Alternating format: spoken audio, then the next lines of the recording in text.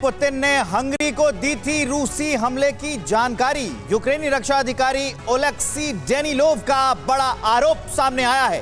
Hungary भी Ukraine का हिस्सा हथियाना चाहता था। ओलेक्सी ने यह बात कह दी है। हंगरी ने यूक्रेन को हथियार सप्लाई से इनकार कर दिया था। युद्ध के बाद हंगरी को इसके नतीजे भुगतने होंगे, ओलेक्सी ने यह बात कही।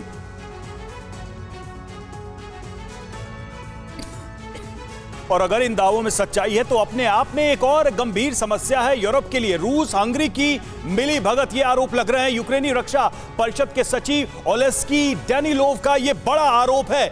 यूक्रेनी रक्षा परिषद के सचिव ने साफ तौर पे हंगरी पर ये आरोप लगाए हैं कि रूस से मिली भगत रही है युद्ध के दौरान। पुतिन ने यूक्रेन पर हमले की योजना की जानकारी हंगरी को दी थी, ये आरोप वो लगा रहे हैं। इन आरोपों में कितनी सच्चाई है ये बात अलग है, लेकिन अपने आप में ये आरोप काफी गंभीर है।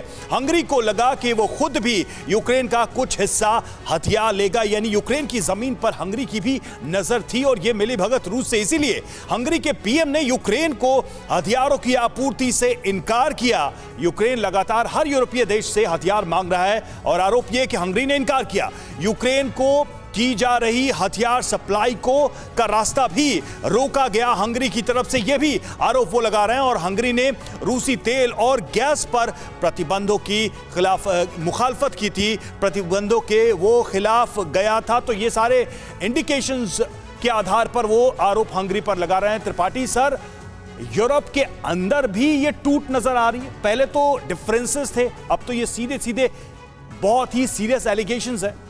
बिल्कुल सही है। दो चीजें, एक पहली चीज तो 70 दिन पर अगर ये आरोप वो लगा रहे हैं तो अभी तक क्या था उनका, दैट मीन्स इसका अभी तक पता नहीं था क्या कि जो अभी आरोप लगा रहे हैं।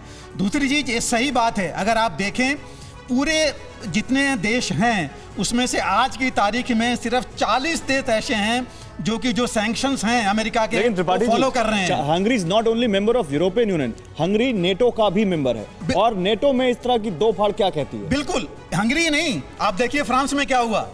लेपिन की जो समर्थक हैं वो भी रशिया के साथ हैं। हाँ। उसके बाद जर्मनी में भी दो फाट हैं।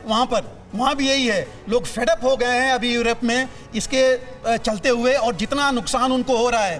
पहली बार 30 सालों में ऑन एन एवरेज 30 सालों में सबसे ज्यादा इन्फ्लेशन ये यूरोपियन कंट्रीज में है। सनफ्लावर ऑयल नहीं है, लोगों को खाने की बड़ी दिक्कत हो रही है। हाँ, तो ये तो है। हर एक चीज की जो सारी चीजें डिपेंडेंट थे उसकी बहुत बड़ी प्रॉब्लम हो रही है, बहुत बड़ी कीमत चुकानी पड़ रही है। बिल्कुल। फिक्र आपकी, सोमवार से शुक्रवार रात 9 बजे सिर्फ TV9 भारतवर्ष पर।